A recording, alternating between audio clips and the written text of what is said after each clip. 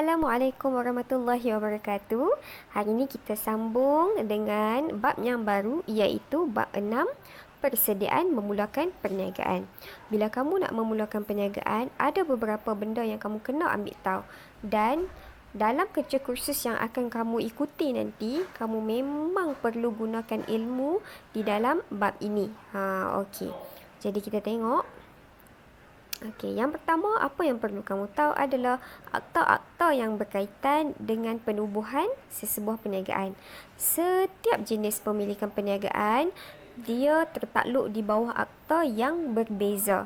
Kita ada pemilikan jenis milikan tunggal, kita ada perkongsian, kita ada perkongsian konvensional dan kita juga ada syarikat. Di mana syarikat dia terbahagi kepada syarikat awam dan syarikat berhad. Okey, kita tengok milikan yang jenis pemilikan tunggal dan juga perkongsian berada di bawah akta pendaftaran yang macam mana.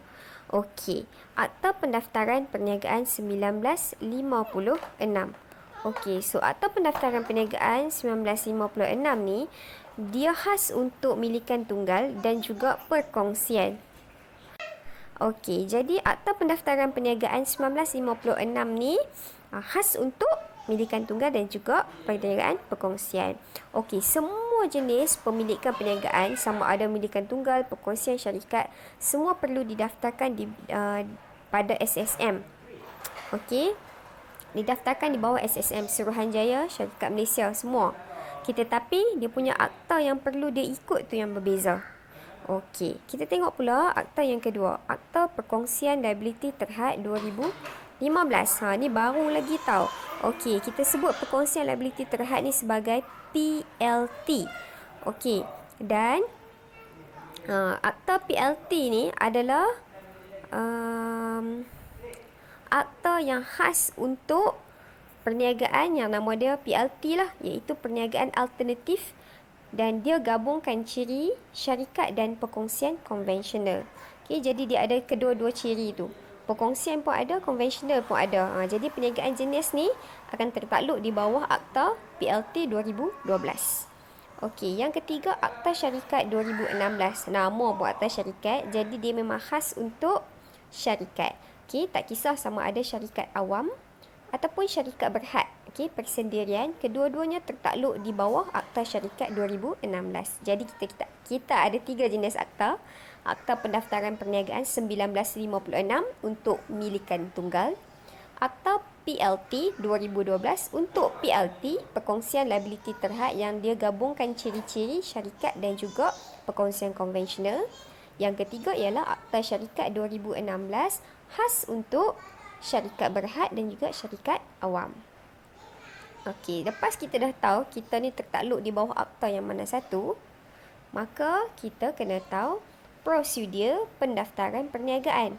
Okey, so macam mana kita nak daftarkan perniagaan? Mari kita tengok dulu untuk milikan tunggal dan juga perkongsian, cara nak daftarkan dia. Sebelum ni kita selalu jawab, okey, milikan tunggal mudah ditubuhkan, perkongsian mudah ditubuhkan. Dua-dua ni kita selalu jawab mudah ditubuhkan. Okey, macam mana mudah tu? Ni yang mudah dia tu. Okey, yang mula-mula sekali, okey, mendapatkan kelulusan nama perniagaan yang akan digunakan. Okey, cara dia macam mana? Cara dia, kamu pergi kepada SSM, kemudian kamu ambil borang. Okey, di dalam borang tu, dia ada 3 kotak kosong. Okey, apa yang perlu diisi di bawah 3 kotak kosong tu? Okey, dia ada nombor 1, 2, 3. Okey, yang pertama awak perlu isi cadangan nama perniagaan kamu yang paling kamu suka. Yang kedua, pilihan nama perniagaan kamu kalau nama yang pada nombor 1 tadi tu ditolak, maksudnya tak boleh guna. Dan pilihan ketiga, kotak ketiga untuk kamu isi nama syarikat kamu jika pilihan pertama dan kedua itu ditolak. Okey, kenapa nama yang kamu cadangkan untuk kamu guna tu ditolak untuk digunakan? Okey, selalunya dia ditolak sebab nama tersebut telah digunakan oleh perniagaan yang lain. Okey, 2 perniagaan tidak boleh ada nama yang sama. Contoh dia macam kalau kamu nak keluarkan syarikat jenama Samsung, tak boleh lah Okey, sebab sudah ada syarikat lain yang telah menggunakan nama tersebut. Jadi kamu kena tukarlah Samsung ke, Samsung ke. Okey. Okey, selepas kamu dapat kelulusan, okey, SSM kata nama ni available. Okey. Lepas tu kamu pun akan mengisi borang pendaftaran perniagaan. Nama dia adalah borang A. Okey, so dalam pendaftaran perniagaan tu akan ada perniagaan jenis apa, okey, menjual apa. Okey. Kemudian lepas kamu isi pendaftaran tu, kamu pun hantar borang tersebut bersama dokumen sokongan beserta fee pendaftaran ke SSM. Okey, so hantar borang. Dokumen sokongan ni kadang-kadang dia minta dekat kamu penyata akaun semasa. Okey, sebab perniagaan kena ada akaun semasa. Okey, IC dan sebagainya. Kemudian fee. Fee ni adalah bayaran lah. Cikgu tak pasti RM30 ke RM3 macam tu ke SSM. Jadi awak bawa 3 benda ni ke SSM, maka perniagaan kamu telah didaftarkan. Okey, di bawah akta pendaftaran 1956. Simple lah kan nak buka. Jadi kalau kata lepas SPM nanti tiba-tiba rasa nak buka perniagaan burger dan perniagaan itu berdaftar secara legal, buatlah macam ni. PSSM, isi nama, kemudian ambil borang isi, kemudian sediakan dokumen, bagi RM30 dekat SSM, settle. Lepas tu masuk you, habang kat kawan, aku dulu ada perniagaan ni. Okey. So untuk daftar milikan tunggal dan perkongsian sangatlah mudah. Okey, kita tengok pula untuk syarikat persendirian untuk okey, pemerbadanan syarikat persendirian. Okey. So, step yang pertama sama. Semua jenis perniagaan mesti kena dapatkan kelulusan carian nama. Okey, so permohonan nama. Kemudian permohonan pemerbadanan syarikat. Okey, jadi dia nak mohon, kalau tadi milikan tunggal dia guna borang A.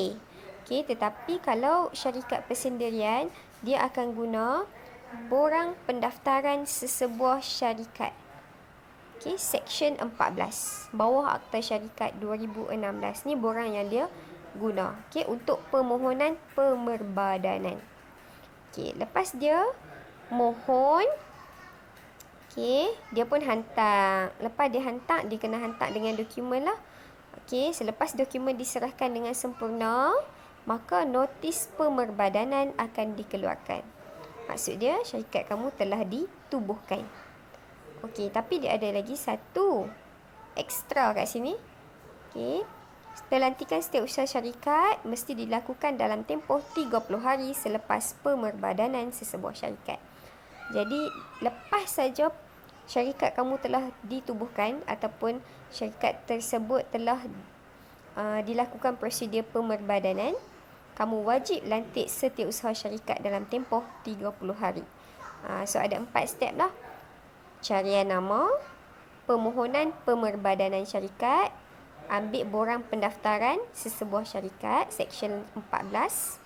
Lepas tu hantar dokumen, kemudian ikut prosedur, kemudian notis pemerbadanan akan dikeluarkan. Selepas notis pemerbadanan dikeluarkan, maka kamu perlu lantik setiausaha syarikat dalam tempoh 30 hari. Okey, ni untuk syarikat awam macam TNB. Okey, syarikat awam ada 3. Okey. Pertama, permohonan carian nama syarikat. Permohonan pemerbadanan syarikat sama macam dengan syarikat berhad. Gunakan borang pendaftaran sesebuah syarikat. Dan selepas dokumen diserahkan dengan sempurna, ikut prosedur yang ditetapkan, notis pemerbadanan syarikat dikeluarkan. Okey, ada 3 step. Untuk syarikat awam tidak perlu lantik setiausaha dalam tempoh 30 hari. Okey. Okey, ini adalah perbezaan antara perbezaan entiti perniagaan. Okey. Akta yang mengawal selia. Kalau perniagaan ataupun kita sebut sebagai milikan tunggal dan juga perkongsian, akta dia adalah Akta Pendaftaran Perniagaan 1956.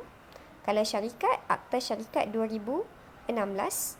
PLT, Akta Perkongsian Liability Terhad 2012. Okey, sumbangan modal kalau milikan tunggal dan perkongsian disumbangkan oleh pemilik dan juga pekongsi. Syarikat pula, dia punya modal dapat daripada sumbangan saham.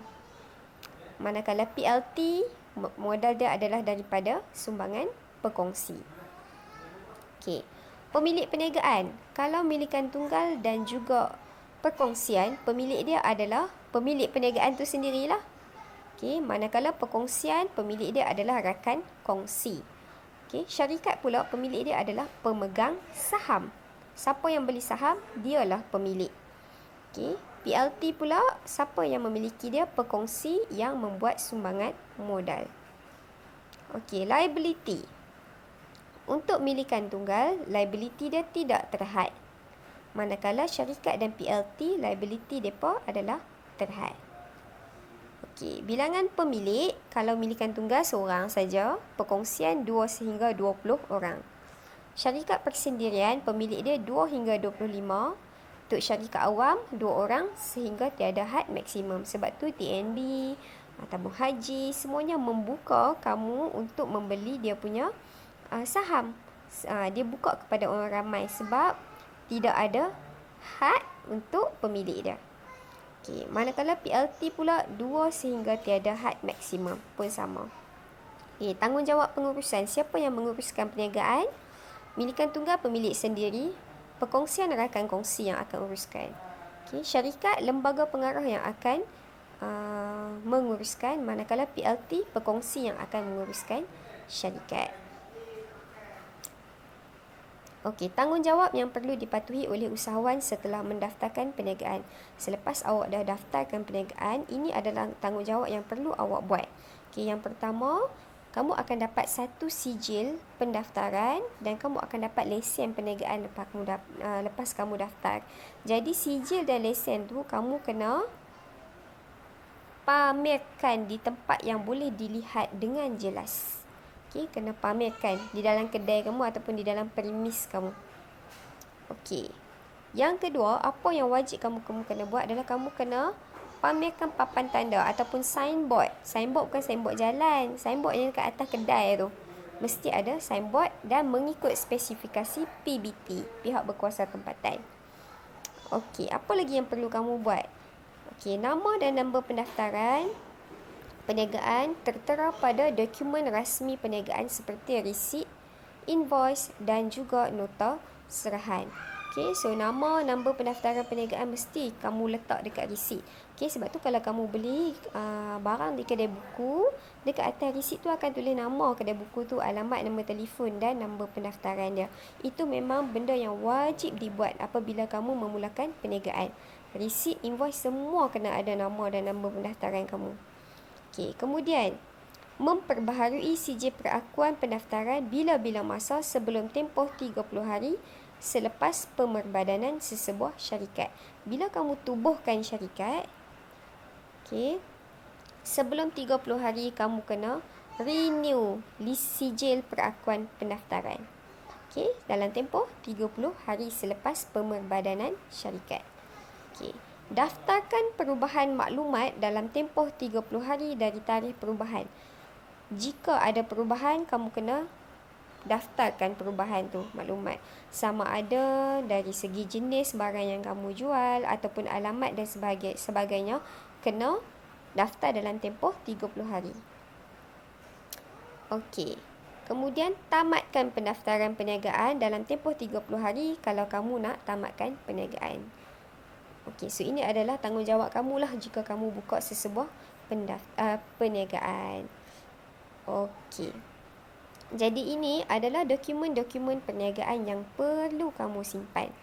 Okey, jadi kita ada rekod transaksi bank, rekod jualan, rekod pembelian, rekod kos operasi dan juga rekod ambilan dan modal. Okey, so kesemua ini akan cikgu terangkan di dalam video yang seterusnya nanti. Jadi sebelum cikgu nak terangkan, cikgu nak kamu Google, okey, semua dokumen-dokumen yang ada ni, nyata bank, okey, bil tunai, resit, invoice. Okey, Google tengok apa kegunaan dia bila kita dapat penyata bank, bila kita dapat invoice, bila kita dapat resit, bila kita dapat slip daftar tunai. Okey, dan cikgu nak kamu tengok memo ni guna untuk apa. Okey. Jadi kamu tengok semua dulu. Nanti minggu depan sebelum kita mula kelas, cikgu akan tanya dulu kamu pasal semua dokumen-dokumen perniagaan yang perlu disimpan ni. Okey?